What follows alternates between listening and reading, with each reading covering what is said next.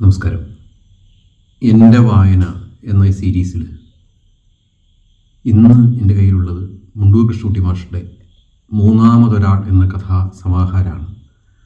അതിൽ അതേ പേരുള്ള വളരെ പ്രശസ്തമായ കഥയാണ് ഞാൻ വായിക്കുന്നത്.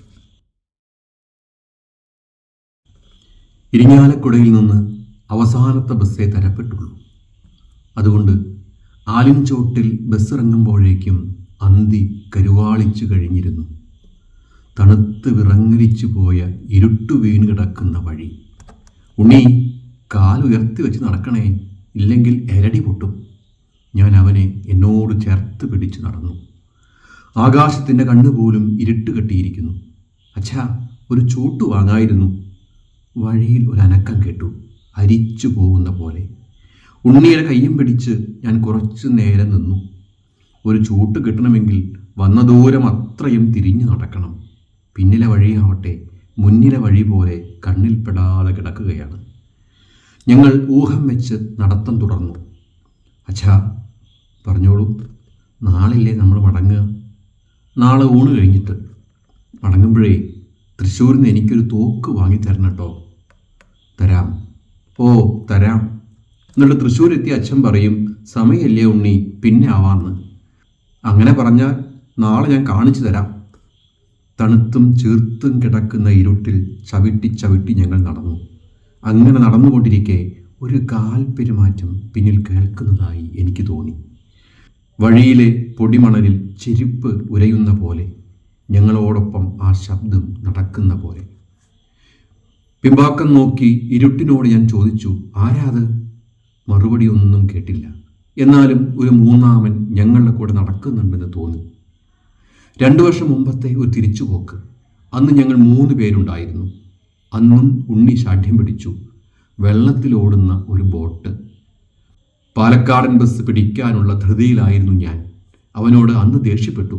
അപ്പോൾ മൂന്നാമത്തെ ആൾ പറഞ്ഞു, അവൻ എന്താച്ചാ വാങ്ങിക്കൊടുക്കൂ ഏട്ടാ, എന്നിട്ട് ബസ് നോക്കിയാൽ പോരെ, എന്തിനാ അത്ര ധൃതി? അന്നേരം ഞാൻ ഉണർന്നു.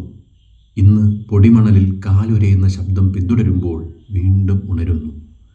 ഞാൻ ഉണ്ണിയെ ഒന്നുകൂടി ചേർത്ത് പിടിച്ചുകൊണ്ട് പറഞ്ഞു, നാളെ തൃശ്ശൂരിൽ നിന്ന് തോക്ക് വാങ്ങി തരാട്ടോ. പിന്നെയും ഓരോന്നും വിചാരിച്ചുകൊണ്ട് ഞങ്ങൾ നടന്നു. തെക്കിനിയിൽ കിഴക്കോട്ട് തിരിഞ്ഞിരുന്ന് അമ്മ നമഃശിവായ ചൊല്ലുകയായിരുന്നു. ഞങ്ങളെ പൊടുന്നനെ മുന്നിൽ കണ്ടപ്പോൾ അമ്മയുടെ നാമജപം മുറിഞ്ഞു. എന്താ ഈ നേരത്ത്? പരിഭ്രമിക്കുന്നു വേണ്ട അമ്മേ, കുറച്ചായില്ലേ വന്നിട്ട്, ഒന്ന് വന്നൂന്ന് മാത്രം. എൻ്റെ വാക്കുകൾക്ക് ശേഷവും അമ്മ എന്നെ തുറച്ചു നോക്കിക്കൊണ്ട് നിൽക്കുന്നു. ഞാൻ ഒന്നുകൂടി ഒച്ച ഉയർത്തി പറഞ്ഞു, വിശേഷിച്ചൊന്നുമില്ല അമ്മേ. അമ്മയ്ക്ക് നമഃശിവായ തിരിച്ചു കിട്ടാൻ പിന്നെയും നേരം വേണ്ടി വന്നു. നാമം ജപിച്ചുകൊണ്ട് അമ്മ ഉണ്ണിയെ തൊട്ടൊഴിഞ്ഞു. എൻ്റെ ഉണ്ണിക്കുട്ടിന് സുഖല്ലേ? ഉണ്ണി അവൻ്റെ അമ്മയുടെ അമ്മയോട് ഒട്ടി നിന്നു. അമ്മ വീണ്ടും ചോദിച്ചു, എന്നാലും എന്താ വിശേഷിച്ച്? തറവാട് മെല്ലെ മെല്ലെ തെക്കിനിയിൽ എത്തിത്തുടങ്ങിയിരുന്നു. ചായ വേണോ? ഇപ്പോൾ വേണ്ട. എന്തേ ഇത്ര താമസിച്ച്? അവിടുന്ന് 2:30-ക്ക് തിരിച്ചതാ. ബസ്സൊന്നും സമയത്തിന് കിട്ടിയില്ല. പിന്നെ വർത്തമാനം മുറിഞ്ഞു. ചീർത്ത പോലെ, നീലിച്ച പോലെ മൗനം ഞങ്ങൾക്കിടയിൽ അനാഥപ്പെട്ടു കിടന്നു. നാരായണ നാരായണ. കുറേ കഴിഞ്ഞ് കാലും മുഖവും കഴുകുമ്പോൾ അടുക്കളയിൽ പാത്രങ്ങൾ പതിവിലേറെ അനങ്ങുന്നു. എനിക്ക് പെട്ടെന്ന് സംശയമായി. ചിറ്റേ, അവിടെ എന്താ ഭാവം? ഒന്നുമില്ല. എന്നാലും ഇഡ്ഡലി ഉണ്ടാക്കാമെന്ന് വെച്ചു. അത് വേണ്ട, ബുദ്ധിമുട്ടൊന്നുമില്ല, മാവിരിക്കുന്നുണ്ട്. നിങ്ങൾക്കല്ല എനിക്കാണ് ബുദ്ധിമുട്ട് എന്ന് ഞാൻ പറഞ്ഞില്ല. എനിക്ക് ഊണ് മതി ചിറ്റേ. അപ്പോൾ രാത്രി ഊണാക്കിയോ? ഞാൻ സമാധാനം പറഞ്ഞില്ല. തറവാട്ടിലാവുമ്പോൾ തറവാട്ടു രീതി മതി എന്നൊരാൾ എന്നെ ഓർമ്മപ്പെടുത്തിയിരുന്നു. പിന്നെ അവിടെ ചെല്ലുമ്പോഴെല്ലാം രാത്രി ഊണ് കഴിക്കുകയേ ഉണ്ടായിട്ടുള്ളൂ. ചിറ്റയ്ക്കും ഓർമ്മ വന്നിരിക്കും. അടുക്കളയിൽ അനക്കം നിന്നു. കാലൊഴിഞ്ഞുകൊണ്ട് അമ്മ അടുത്തിരുന്ന് ഞാൻ ഊണ് കഴിക്കുന്നത് കണ്ടു. വാക്കുകൾ ഇടയ്ക്കും തലയ്ക്കും മുറിഞ്ഞു മുറിഞ്ഞു വീണുകൊണ്ടിരുന്നു. അമ്മയുടെ കാലിൽ നീര് ഭേദമുണ്ടോ? അധികമില്ല. ഇപ്പോഴും മരുന്നില്ലേ? അടുക്കളയിൽ ഉണ്ണി അവൻ്റെ മദ്രാസ് യാത്ര വർണ്ണിക്കുകയാണ്. കൃഷ്ണൻകുട്ടിക്ക് രാജൻ്റെ കത്തുണ്ടാവാറില്ലേ? അമേരിക്കയിൽ തിരിച്ചെത്തിയതും ഒന്ന് വന്നു. ഞാൻ മറുപടി ഇനി അയച്ചിട്ടില്ല. നായത്തോട്ടുന്നോ? കഴിഞ്ഞ ആഴ്ച കൂടി അച്ചുവേട്ടൻ്റെ കത്തുണ്ടായിരുന്നു. ബോംബെയിൽ നിന്ന് രഘുവിൻ്റെയും ഗോപൻ്റെയും നവവത്സര കാർഡും ഉണ്ടായിരുന്നു. വീണ്ടും അമ്മ മൗനത്തിലേക്ക് മടങ്ങി. നൂല് പൊട്ടിയിട്ടും നൂലൊന്നും പൊട്ടിയിട്ടില്ലല്ലോ എന്ന് അമ്മ ഓർക്കുകയാവാം. അപ്പോഴും അടുക്കളയിൽ ഉണ്ണി വിരാമമില്ലാതെ സംസാരിക്കുകയാണ്. പത്തായപ്പുരയുടെ വാതിൽ കരഞ്ഞു തുറന്നു. ഇപ്പോൾ അവിടെ കിടക്കാൻ ആളില്ല. ഞങ്ങൾ ആരെങ്കിലും വരുമ്പോഴേ അത് തുറക്കാറുള്ളൂ. താഴത്തെ നിലയിൽ പടിഞ്ഞാറേ അറ്റത്തെ മുറി എനിക്ക് വേണ്ടി ആരായിരിക്കും ഇപ്പോൾ വൃത്തിയാക്കുന്നുണ്ടാവുക?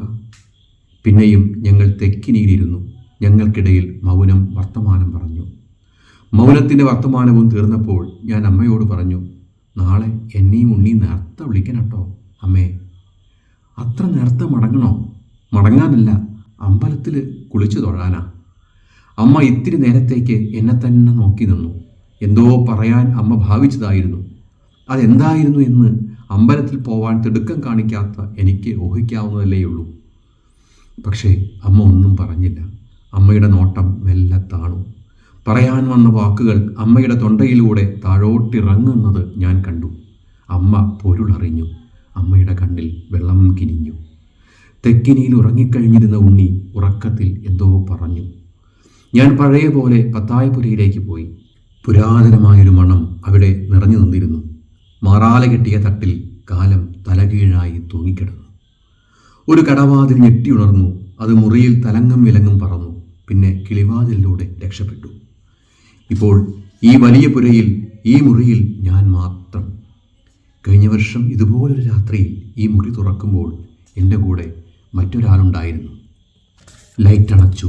തണുത്ത ഇരുട്ടിൽ തലയ്ക്ക് പിന്നിൽ കൈകൾ തിരുകി ഞാൻ മലർന്നു കിടന്നു. കഴിഞ്ഞ വർഷത്തെ ആ രാത്രിയിലേക്ക് തല ചായ്ച്ച് അങ്ങനെ കിടക്കുമ്പോൾ ഉറക്കം ഇരുട്ടിൽ മറഞ്ഞു നിന്ന് നഖം കടിച്ചു തുപ്പുന്നു. ഞാനിവിടെ തനിച്ചല്ലെന്ന് ക്രമേണ തോന്നിത്തുടങ്ങി. ഇനിയൊരാളുടെ സാന്നിധ്യം ഞാൻ അനുഭവിക്കാൻ തുടങ്ങി. മലർന്നു കിടക്കുന്ന എൻ്റെ മാറിൽ ചൂടുള്ള കണ്ണീര് വീഴുന്നു. എനിക്ക് സുഖാവില്ല ഏട്ടാ?